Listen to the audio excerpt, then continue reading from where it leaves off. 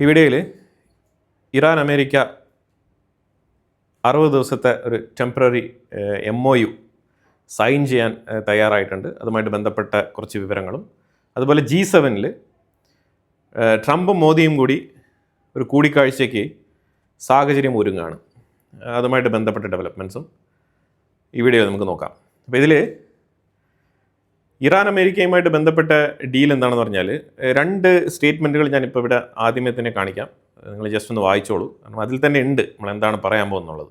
Senior Israeli army adviser പറഞ്ഞിരിക്കുന്നത്, uranium, അതായത് enrichment ചെയ്ത് വെച്ചിരിക്കുന്ന യുറേനിയം കൈപ്പറ്റാനായില്ല എന്നുണ്ടെങ്കിൽ ഈ യുദ്ധം ഒരു പരാജയമാണെന്നാണ് പറഞ്ഞിരിക്കുന്നത്. അതിന് പുള്ളിക്കാരൻ കോട്ട് ചെയ്തിരിക്കുന്ന ആ വേർഡിങ്സ് എന്ന് പറഞ്ഞാൽ വൺ ബിഗ് ഫെയിലിയർ. അതാണ് നമ്മൾ മെയിനായിട്ട് മനസ്സിലാക്കേണ്ടത്, വൺ ബിഗ് ഫെയിലിയർ. ഇസ്രായേലിന് ഇപ്പം ട്രംപ് മുന്നോട്ട് വെച്ചിരിക്കുന്ന ഇറാൻ പാകിസ്ഥാൻ ത്രൂ പ്രൊപ്പോസ് ചെയ്തിരിക്കുന്ന ആ ഡീലിൽ നാളെ സൈൻ ചെയ്യാൻ പോവാണെന്നാണ് പറഞ്ഞിരിക്കുന്നത്. ട്രംപ് വളരെ ഓപ്പണായിട്ട് തന്നെ പറഞ്ഞിട്ടുണ്ട്, ടുമോറോ ഈ ഡീൽ ഞങ്ങൾ സൈൻ ചെയ്യും. ഡീൽ എന്ന് പറഞ്ഞാൽ പെർമനൻ്റ് ആയിട്ടുള്ള ഒരു ഡീലല്ല, 60 ദിവസത്തെ നെഗോസിയേഷന് വേണ്ടിയിട്ടുള്ള MOU. അതായത് നമ്മൾ ഇതിന് മുമ്പുള്ള വീഡിയോയിൽ പറഞ്ഞിരുന്ന കുറേ പോയിന്റുകളുണ്ടായിരുന്നു. ആ പോയിന്റുകളെല്ലാം കൂടി ഉൾക്കൊള്ളിച്ചുകൊണ്ടുള്ള ഒരു MOU ആണ്, മെമ്മോറണ്ടം ഓഫ് അണ്ടർസ്റ്റാൻഡിങ്, ഒരു പരസ്പര ധാരണ. അപ്പോൾ അതുകൊണ്ട് ഇനി ഇത് സൈൻ ചെയ്ത് കഴിഞ്ഞാൽ പിന്നെ കൂടുതൽ ആക്രമണങ്ങളൊന്നും നടക്കില്ല. അതുപോലെ ഒരു 60 ദിവസത്തേക്ക് എന്തായാലും വളരെ പീസ്ഫുൾ ആയിട്ടുള്ള ഒരു മിഡിൽ ഈസ്റ്റ് ഉണ്ടാവാൻ സാധ്യതയുണ്ട്. അൺലെസ് 2 കൂട്ടരുടെ ഇടയിലും ഏതെങ്കിലും തരത്തിൽ അഭിപ്രായ വ്യത്യാസം വന്നു കഴിഞ്ഞാൽ മാത്രമേ ഉള്ളൂ. എന്നാലും അത് ചർച്ചയിലൂടെ തന്നെയായിരിക്കും പരിഹരിക്കാൻ സാധ്യത. ഓക്കെ, അപ്പം പ്രത്യക്ഷത്തിൽ ഈ ഡീൽ സൈൻ ചെയ്ത് കഴിഞ്ഞാൽ യുദ്ധം ഒരു പരിധിവരെ അവസാനിക്കുന്നു എന്ന് വേണം നമുക്ക് മനസ്സിലാക്കാൻ. ഇസ്രായേലിന് അമേരിക്ക കൊടുക്കുന്ന ഉറപ്പെന്താണ്? അതാണ് ഇവിടെ പ്രധാനമായിട്ട് നമ്മൾ നോക്കിക്കാണേണ്ടത്. കാരണം ഇതിന് ട്രിഗർ പോയിന്റ് എന്ന് പറഞ്ഞാൽ ഇസ്രായേലാണല്ലോ. ഇസ്രായേലിൻ്റെ സേഫ്റ്റിക്ക് ഭീഷണിയാണ്. അതുകൊണ്ടാണ് യുറേനിയം വിഷയത്തിൽ കർക്കശമായ നിലപാട് ഇസ്രായേലും അമേരിക്കയും മുന്നോട്ട് വെക്കുന്നത്. ട്രംപ് ഈ ഡീൽ അക്സെപ്റ്റ് ചെയ്ത ഉടനെ തന്നെ ഇസ്രായേൽ അതിനെ എങ്ങനെയാണ് കാണുന്നത് പറഞ്ഞാൽ സെൽഫ് ഡിഫീറ്റിംഗ് സീസ് ഫയർ ഡീൽ ഫോർ ട്രംപ് എന്നാണ് പറഞ്ഞത്. സെൽഫ് ഡിഫീറ്റിംഗ്, വളരെ കൃത്യമായിട്ട് സ്പെസിഫിക് ആയിട്ടുള്ള വേർഡിങ്സ് ആണ് ഉപയോഗിച്ചിരിക്കുന്നത്. സെൽഫ് ഡിഫീറ്റിംഗ് സീസ് ഫയർ ഡീൽ ഫോർ ട്രംപ്. ചരിത്രത്തിൽ ഒരു അമേരിക്കൻ പ്രസിഡന്റിനും ഇത്തരത്തിലുള്ള ഒരു വിശേഷണം ഇസ്രായേലിൻ്റെ ഉള്ളിൽ നിന്നും കിട്ടിയിട്ടുണ്ടാവില്ല, പക്ഷെ അത് ട്രംപിന് കിട്ടിയിട്ടുണ്ട്. ഇസ്രായേൽ ഇപ്പോഴും ഇതുമായിട്ട് ബന്ധപ്പെട്ട വിഷയത്തിൽ എങ്ങനെ റിയാക്ട് ചെയ്യണം എന്നുള്ള ഒരു കൺഫ്യൂഷനിലാണ്, ഒരു ഉറപ്പില്ല. ഏത് തരത്തിലാണ് ഈ വിഷയവുമായിട്ട് ബന്ധപ്പെട്ട് അവർ എക്സ്പ്ലനേഷൻ കൊടുക്കണം, ഇല്ലെങ്കിൽ ഇതിനെ എങ്ങനെ നോക്കിക്കാണണം എന്നുള്ളതിൽ ഒരു കൺഫ്യൂഷനുണ്ട്. അൺഷുവർ, അതാണ് പറഞ്ഞുകൊണ്ടിരിക്കുന്നത്. തീർച്ചയായിട്ടും ബെഞ്ചമിൻ നെതന്യാഹു ഡിപ്ലോമാറ്റിക്കലി ഒരു സ്റ്റേറ്റ്മെൻറ്റ് പറയും ഡീൽ സൈൻ ചെയ്തതിന് ശേഷം. ഇഷ്ഫഹാനിലാണ് എൻറിച്ച്ഡ് യുറേനിയം ഉള്ളതായിട്ട് പൊതുവിൽ വാർത്തകൾ വന്നിട്ടുണ്ടായിരുന്നു. ഇഷ്ഫഹാനെ ടാർഗറ്റ് ചെയ്തുകൊണ്ട് അമേരിക്ക ഓപ്പറേഷൻ നടത്തുമെന്നുള്ള വാർത്തകളൊക്കെ പണ്ട് വന്നിട്ടുണ്ടായിരുന്നു. ഇഷ്ഫഹാനിലായിരിക്കും ഈ എൻറിച്ച്ഡ് യുറേനിയം ശേഖരിച്ച് വെച്ചിരിക്കാൻ സാധ്യത എന്നുള്ള വാർത്തകളൊക്കെ ഇതിനു മുമ്പ് വന്നിട്ടുണ്ടായിരുന്നു. ഇപ്പോൾ അതിനെ തുടർന്ന് ഞാനിവിടെ ഒരു ഇമേജ് വെക്കും, നിങ്ങൾ നോക്കിക്കോളൂ. ഈ ഇമേജിൽ ഇഷ്ഫഹാൻ്റെ യുറേനിയം എൻറിച്ച്മെൻറ്റ് ഫെസിലിറ്റിയുടെ എൻട്രൻസ്, ആ എൻട്രൻസ് മൊത്തം ഇറാൻ തന്നെ തകർത്തിരിക്കുകയാണ്. ന്യൂക്ലിയർ എൻറിച്ച്മെൻറ്റ് ഫെസിലിറ്റിയിലേക്ക് പോകുന്ന ഒരു വഴിയുണ്ടല്ലോ, ആ വഴി മൊത്തം ബോംബിട്ട് തകർത്ത് അടച്ചു വെച്ചിരിക്കുകയാണ്, മീൻസ് ഡിസ്മാൻഡിൽ ചെയ്തിരിക്കുകയാണ്. അതുകൊണ്ട് ഇറാൻ ഉദ്ദേശിക്കുന്നതാണെന്ന് പറഞ്ഞാൽ ഇപ്പം ഞങ്ങൾക്ക് അത് എടുക്കാൻ കഴിയില്ല, അത് അതിൻ്റെ ഉള്ളിലുണ്ട്, പക്ഷേ അത് ഞങ്ങൾക്ക് ഇപ്പോൾ എടുക്കാൻ കഴിയില്ല. പക്ഷേ ഞങ്ങൾ ഒരു ഉറപ്പ് തരാം, അടുത്തൊരു 10-12 വർഷത്തേക്ക് ഞങ്ങൾ ഇതുമായിട്ട് ബന്ധപ്പെട്ട ഒരു രീതിയിലുള്ള മൈനിങ്ങോ അല്ലെങ്കിൽ അവിടത്തേക്ക് പോകാനുള്ള ശ്രമങ്ങളോ ഇതിനെ ഒന്നും നടത്താൻ പോകുന്നില്ല. ഇങ്ങനെ ഒരു ഉറപ്പാണ് ഇറാൻ കൊടുക്കുന്നത്. ഇത് അമേരിക്കയ്ക്ക് മതിയാവുമോ എന്ന് ചോദിച്ചു കഴിഞ്ഞാൽ ഇത് മതിയാവും. അതുകൊണ്ടായിരിക്കും ട്രംപ് പറഞ്ഞത് ഇറ്റ്സ് ഓക്കെ, ഞാൻ നാളെ ഡീൽ ഒപ്പുവെക്കും എന്ന് ട്രംപ് ഉറപ്പിച്ച് പറഞ്ഞത്. ട്രംപ് ഓൾറെഡി ഇതിൽ കൺവിൻസ്ഡ് ആണ്. ഇതിൽ ഇസ്രായേൽ കൺവിൻസ്ഡ് അല്ല. അവർക്ക് മറ്റേതെങ്കിലും മാർഗത്തിലൂടെ അവിടെ എത്താനുള്ള വഴി ഉണ്ടാവും. ഇറാൻ ഒരിക്കലും അങ്ങനെ പൂർണ്ണമായിട്ടും അതിലേക്കുള്ള വഴികൾ അടച്ചുകൊണ്ടുള്ള ഒരു ഡിസ്മാൻഡ്ലിംഗ് നടത്തിയിട്ടുണ്ടാവില്ല എന്നുള്ളതാണ് ഇസ്രായേലിൻ്റെ നിഗമനം. എന്നാലും മൊസാദ് 24/7 അത് നിരീക്ഷിക്കും എന്നുള്ളതാണ് മനസ്സിലാക്കാൻ പറ്റുന്നത്. പക്ഷെ ഞാനിതിനെ നോക്കിക്കാണുന്നത് ഇറാൻ്റെ ഡീൽ സൈൻ ചെയ്യണം, അമേരിക്ക സൈൻ ചെയ്യണം, അതാണ് എൻ്റെയും താല്പര്യം. കാരണം മിഡിൽ ഈസ്റ്റ് മേഖലയിലായാലും ശരി തന്നെ, അതുപോലെ തന്നെ ഇപ്പുറത്ത് ബ്രിക്സ് ശക്തിപ്പെടേണ്ടതുണ്ട്. കാരണം ഈ യുദ്ധം കൊണ്ട് നഷ്ടം 28 മുതൽ ഒരു 30 ബില്യണോളം അമേരിക്കയ്ക്ക് നഷ്ടം വന്നിട്ടുണ്ടെങ്കിലും അമേരിക്ക ഇന്ന് ഹൈ മാർജിനിലാണ് എണ്ണ വിറ്റുകൊണ്ടിരിക്കുന്നത്. അതും 10.5 മില്യൺ ബാരലാണ് ഒരു ദിവസം വിൽക്കുന്നത്. റഷ്യയുടെ പീക്ക് വിൽപ്പന പോലും 6.7 മില്യൺ ആയിരുന്നു ബാരൽ പെർ ഡേ. ഇപ്പം ഇത് ചരിത്രത്തിൽ നമ്പർ 1 ആയിട്ടാണ് per day 10.5 million barrel per day America വിറ്റുകൊണ്ടിരിക്കുന്നത്. World number 1 selling. ഇപ്പോൾ വെനിസുലയുടെ എണ്ണയും അമേരിക്കയുടെ അക്കൗണ്ടിൽ നിന്നാണ് വിൽക്കുന്നത്. പേയ്മെൻറ്റ് പോകുന്നത് അമേരിക്കൻ ട്രഷറിക്കാണ്. അവർ തീർച്ചയായിട്ടും നല്ല പൈസയൊക്കെ എടുത്തിട്ട് ഒരു 55-60 രൂപ പെർ ബാരലിന് വെച്ചിട്ട് വെനിസുലയ്ക്ക് കൊടുക്കും. അതാണ് ഇപ്പോൾ നടന്നുകൊണ്ടിരിക്കുന്നത്. അപ്പോൾ ശരിക്കും അമേരിക്ക പൈസ ഉണ്ടാക്കുന്നുണ്ട്. ട്രംപ് പൈസ ഉണ്ടാക്കാൻ പഠിച്ച പണി പലതും കാണിക്കുന്നുണ്ട്, പൈസ ഉണ്ടാക്കുന്നുണ്ട്, ഇല്ല എന്നില്ല. ട്രംപ് ട്രഷറിക്കും കുറച്ച് പൈസ ഉണ്ടാക്കി കൊടുക്കുന്നുണ്ട്. അതുപോലെ തന്നെ ട്രംപിൻ്റെ കുടുംബക്കാർക്കും നല്ല രീതിയിൽ പൈസ ഉണ്ടാക്കി കൊടുക്കുന്നുണ്ട്. കാരണം ഇപ്പോൾ 2-3 വർഷം കഴിഞ്ഞ് പുറത്തിറങ്ങിയാലും കുടുംബ ബിസിനസ് നല്ല രീതിയിൽ മുന്നോട്ട് പോകണമല്ലോ, ഫ്ലറിഷ് ചെയ്യണം. അമേരിക്കയിൽ പരമാവധി ഫൈനാൻഷ്യൽ ഫ്രോഡ് കേസുകളൊക്കെ ഫൈൻ അടച്ച തീരുന്ന കേസേ ഉള്ളൂ. ബില്യൺ കണക്കിൽ ഉണ്ടാക്കിയാലും മില്യൺ കണക്കിൽ ഫൈൻ അടച്ച തീരാവുന്ന കേസേ ഉള്ളൂ അമേരിക്കയെ സംബന്ധിച്ചിടത്തോളം. അവിടെ കോടതിയിൽ ഇതൊന്നും വലിയ രീതിയിൽ ഫൈൻ അടച്ചു കഴിഞ്ഞാൽ അവരങ്ങ് ഒഴിവാക്കി വിടും. അതാണ് പരമാവധി കേസുകൾക്ക് അവിടെ കിട്ടുന്ന, ഈ ഫൈനാൻഷ്യൽ കേസുകൾക്ക് കിട്ടുന്ന ശിക്ഷ എന്ന് പറയുന്നത്. ട്രംപിന് നന്നായിട്ട് ലൂപ്പ് ഹോളൊക്കെ ഉപയോഗിക്കാൻ അറിയാം. അത് ഉപയോഗിച്ച് ട്രംപ് നല്ല രീതിയിൽ പൈസ ഉണ്ടാക്കുന്നുണ്ട്, കുടുംബത്തിനും ഉണ്ടാക്കുന്നുണ്ട്, ട്രഷറിക്കും കുറച്ചൊക്കെ ഉണ്ടാക്കി കൊടുക്കുന്നുണ്ട്. ഇപ്പോൾ വെനിസുലയുടെ എണ്ണ വാങ്ങിക്കുന്നത് ഇത് ഏതൊക്കെ കമ്പനികൾ, ആ കമ്പനികളുടെ ഷെയർ ആരൊക്കെ ഓൺ ചെയ്യുന്നു എന്നുള്ളത് നമുക്കറിയില്ല. എന്തായാലും ട്രംപിൻ്റെ കുടുംബക്കാർക്ക് അതിനകത്ത് ഷെയർ ഉണ്ടാവും, അതിൽ യാതൊരു മാറ്റമില്ല. അമേരിക്കയുടെ പല എണ്ണ കമ്പനികളിലും ട്രംപിൻ്റെ കുടുംബക്കാർക്ക് ഷെയർ ഉണ്ടാവും. അപ്പം അതുകൊണ്ട് ഏത് തരത്തിൽ പോയാലും ട്രഷറിക്ക് പൈസ ഉണ്ടാക്കിയാലും അതിൽ ഒരു വിഹിതം എങ്ങനെയായാലും ട്രംപിൻ്റെ കുടുംബത്തിന് എത്തും എന്നുള്ളത് 100% ഉറപ്പുള്ള കാര്യമാണ്. അങ്ങനെയാണ് അവിടുത്തെ ഒരു സെറ്റപ്പ്. ഇപ്പം ഇതിനകത്ത് പാകിസ്ഥാൻ്റെ പ്രൈം മിനിസ്റ്റർ ഷഹബാസ് ഷെരീഫ് ഒരു ഈവനിങ് ഒരു ട്വീറ്റ് പോസ്റ്റ് ചെയ്യുന്നുണ്ട്. Next 24 hours Iran America MOU, അതായത് നെഗോസിയേഷന് വേണ്ടിയിട്ടുള്ള MOU ഡിജിറ്റലി സൈൻ ചെയ്യപ്പെടും എന്നുള്ളൊരു പോസ്റ്റ് ഷഹബാസ് ഷെരീഫ് പ്രസിദ്ധീകരിക്കുന്നുണ്ട്. അതിനെ തുടർന്ന് കുറേ നേരം കഴിഞ്ഞിട്ട് ട്രംപ് ആ ട്വീറ്റ് അതുപോലെ തന്നെ അക്സെപ്റ്റ് ചെയ്തുകൊണ്ട് ട്രംപും ട്വീറ്റ് പബ്ലിഷ് ചെയ്തിട്ടുണ്ട്.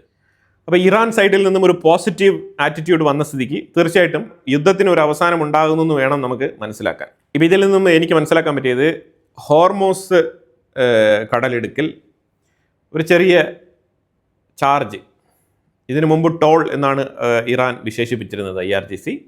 അപ്പോൾ അതിലൊരു ചെറിയ മാറ്റം വരുത്തിയിട്ടുണ്ട്. അതിന് മാറ്റം വരുത്താനുള്ള കാരണം എനിക്ക് തോന്നുന്നു ഇവിടെ ടോൾ ഇംപ്ലിമെൻറ്റ് ചെയ്യാൻ പോവുകയാണ്.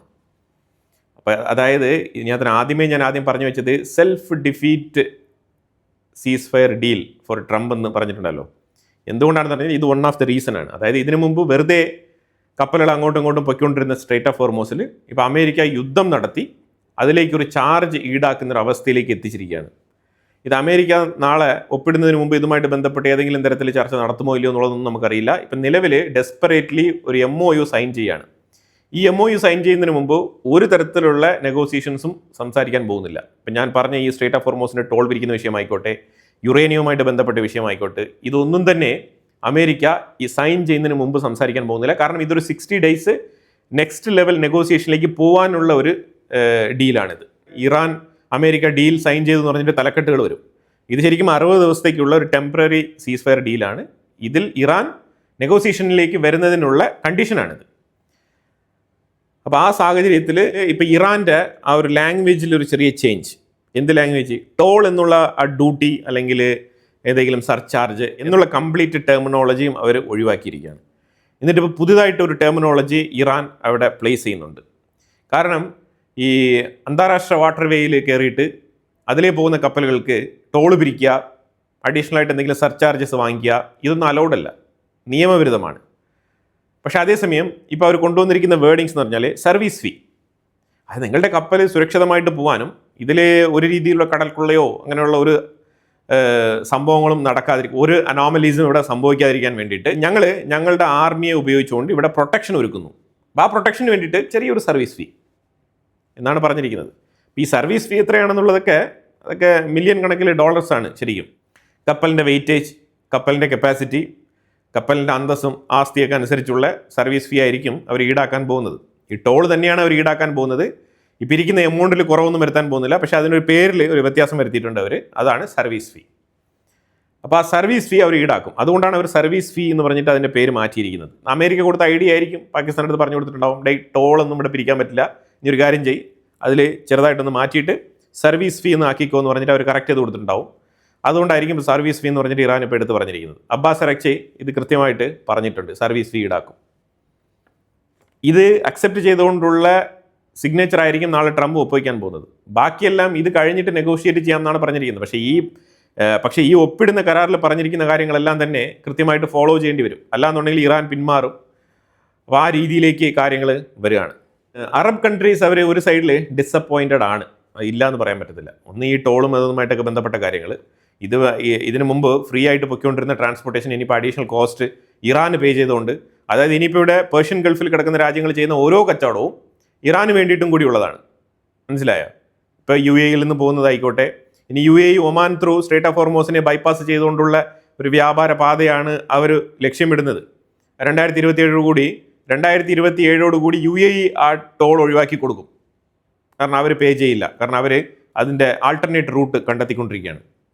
അതേസമയം ഇപ്പോൾ ഖത്തർ ആയിക്കോട്ടെ, കുവൈറ്റ് ആയിക്കോട്ടെ, ബഹ്റൈൻ ആയിക്കോട്ടെ, സൗദി അറേബ്യ ആയിക്കോട്ടെ, ഇവരെല്ലാം ആ രീതിയിൽ ആ റൂട്ടിൽ സ്ട്രേറ്റ് ഓഫ് ഹോർമോസിൻ്റെ ഉള്ളിൽ കിടന്ന് വ്യാപാരം നടത്തുന്ന കംപ്ലീറ്റ് ആൾക്കാരും അവർ ഇനിയിപ്പോൾ ടോള് ഇറാന് പേ ചെയ്തുകൊണ്ട് വേണം മുന്നോട്ട് പോകാൻ. അവർ നടത്തുന്ന കച്ചവടം ഇനി ഇറാന് വേണ്ടിയിട്ടാണ്. അപ്പോൾ ശരിക്കും പറഞ്ഞാൽ ഈ എഗ്രിമെൻറ്റ് സൈൻ ആയി കഴിഞ്ഞാൽ ഇറാൻ ഫ്ലറിഷ് ആവാൻ വേണ്ടിയിട്ട് വേറെ ഒരു മാർഗവും നോക്കണ്ട, എണ്ണയും വിൽക്കേണ്ട, ഒന്നും വിൽക്കേണ്ട, കപ്പലുകളുടെ പണം പിരിച്ചുകൊണ്ട് അവിടെ ഇരുന്നാൽ മതി, സുഖമായിട്ട് ജീവിക്കാം. അതുകൊണ്ടാണ് ഇതിനെ വൺ ബിഗ് ഫെയിലിയർ എന്ന് ഇസ്രായേൽ വിശേഷിപ്പിക്കുന്നത്. നെതന്യാഹു ട്രംപിനെ ചൊടിപ്പിക്കാതിരിക്കാൻ വേണ്ടിയിട്ട് ഡിപ്ലോമാറ്റിക് സ്റ്റേറ്റ്മെൻ്റ് ആയിരിക്കും പറയാൻ പോകുന്നത്. പക്ഷേ ഇസ്രായേലിൻ്റെ യഥാർത്ഥ ഫീൽ എന്താണ്, അതാണ് ഞാൻ പറഞ്ഞുകൊണ്ടിരിക്കുന്നത്. അവരുടെ ആർമിയുടെ ഉള്ളിൽ നിന്ന് തന്നെ വന്നിരിക്കുന്ന റിപ്പോർട്ടാണ്. അതുകൊണ്ടാണ് ബിഗ്ഗസ്റ്റ് ഡിഫീറ്റ്, സെൽഫ് ഡിഫീറ്റ് സീസ് ഫയർ ഡീൽ ഫോർ ട്രംപ് എന്ന് പറഞ്ഞിരിക്കുന്നത്. ഖത്തറാണെന്നുണ്ടെങ്കിൽ ഇറാൻ്റെ $12 ബില്യൺ ഫ്രോസൺ ഫണ്ട് റിലീസ് ചെയ്യാൻ ഞങ്ങൾ തയ്യാറാണ്. ഈ ഒരു ഡീൽ സൈൻ ആയി കഴിഞ്ഞാൽ ഞങ്ങൾ അതിന് തയ്യാറാണ്.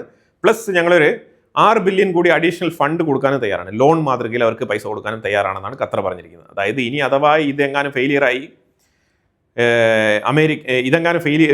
ഫെയിലിയറായി അമേരിക്കയും ഇറാനും തമ്മിൽ വീണ്ടും ഒരു കോൺഫ്ലിക്റ്റ്, അല്ലെങ്കിൽ ഇറാൻ എങ്ങാനും ന്യൂക്ലിയർ എൻട്രിച്ച്മെൻറ്റുമായിട്ട് ബന്ധപ്പെട്ട വിഷയത്തിൽ മുന്നോട്ട് പോയി ഇസ്രായേൽ വീണ്ടും ആക്രമണം തുടങ്ങിയാൽ ഖത്തറിന് മേളിൽ ഇറാൻ അറ്റാക്ക് നടത്താതിരിക്കാൻ വേണ്ടിയിട്ടുള്ള ഒരു സേഫ്റ്റി പ്രിക്കോഷനാണ് അവരെടുക്കുന്നത്.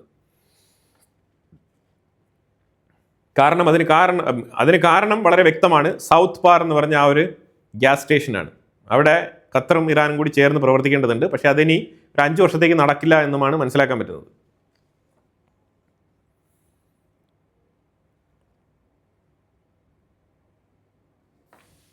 ഇന്ന് വളരെ നിർണായകമായിട്ടുള്ളൊരു മീറ്റിംഗ് ഇറാനിൽ വെച്ച് നടന്നിട്ടുണ്ട്.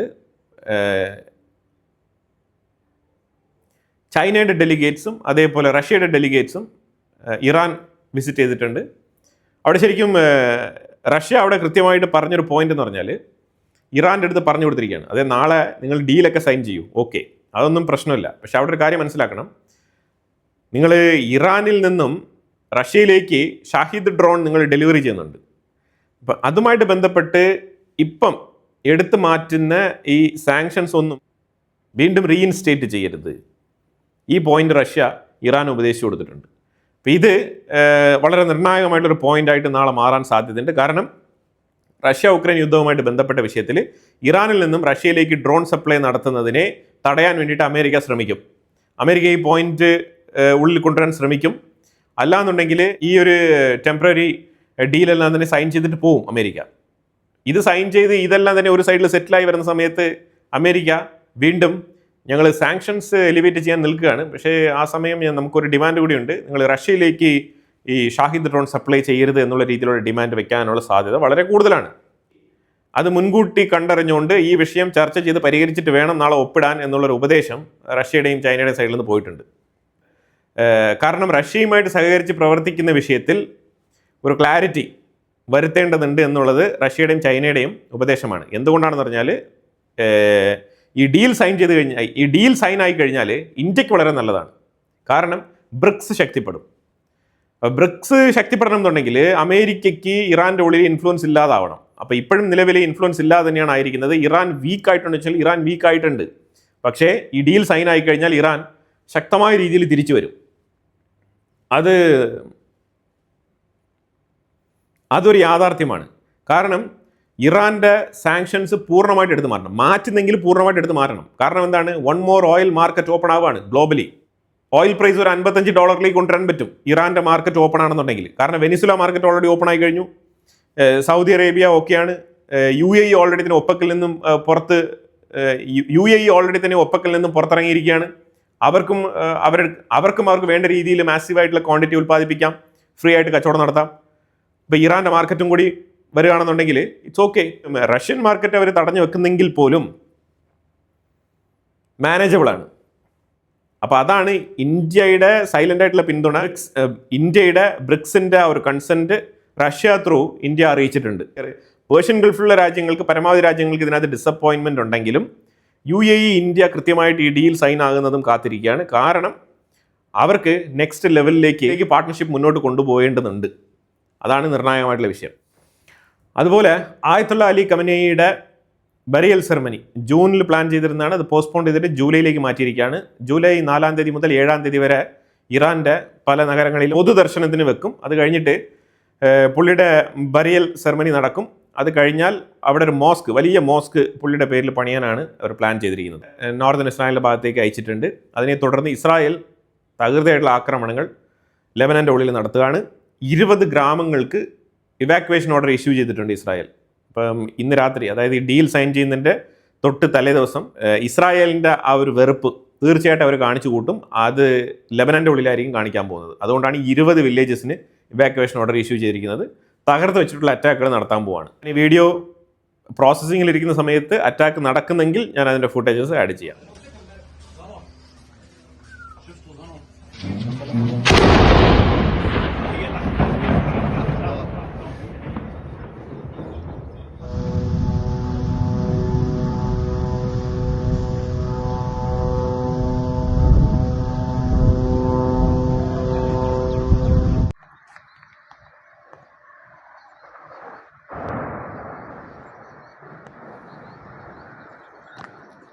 അതുപോലെ ഗാസയിൽ ഒരു ന്യൂ റെവല്യൂഷൻ, പ്രത്യേകിച്ച് ഇസ്രായേലിൻ്റെ ആക്രമണത്തിൽ നിരവധി സിവിലിയൻസ് അവിടെ കൊല്ലപ്പെടുന്നുണ്ട്. ഇത് ശരിക്കും പറഞ്ഞാൽ ഗാസയ്ക്കുള്ളിൽ തന്നെ ഹമാസിനെതിരായിട്ടുള്ള ഒരു വികാരം പൊട്ടിപ്പുറപ്പെടുന്നുണ്ട്. പുതിയൊരു സംഘടന ഇപ്പം ഇറങ്ങി വന്നിട്ടുണ്ട് ഈ ഹമാസിനെതിരെ. കാരണം ഹമാസ് പലതവണ അറബ് രാജ്യങ്ങളെല്ലാം തന്നെ ശക്തമായ രീതിയിൽ, പ്രത്യേകിച്ച് ഖത്തർ, ഈജിപ്റ്റ്, തുർക്കി ഇവരെല്ലാം കൂടി ഫോഴ്സ് ചെയ്ത് സംസാരിച്ചിട്ടും ഹമാസ് കേൾക്കുന്നില്ല. ഗാസയിലാണെന്നുണ്ടെങ്കിൽ നിരന്തരം അവിടെ ഓരോ അറ്റാക്കിലും 100 കണക്കിന് ആൾക്കാർ കൊല്ലപ്പെട്ടുകൊണ്ടിരിക്കുകയാണ്. അപ്പോൾ അതുകൊണ്ട് തന്നെ ഗാസയ്ക്കുള്ളിൽ തന്നെ ഹമാസിനെതിരായിട്ടുള്ള ഒരു വികാരം പൊട്ടിപ്പുറപ്പെടുന്നുണ്ട്. എന്തായാലും ഗാസയ്ക്കുള്ളിലും ഇസ്രായേൽ ഹമാസിൻ്റെ ഒളിത്താവളങ്ങൾ കേന്ദ്രീകരിച്ച് അറ്റാക്കുകൾ തുടരുകയാണ്.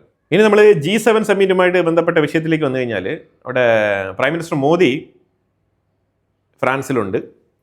അപ്പോൾ ട്രംപും ഫ്രാൻസിലെത്തും.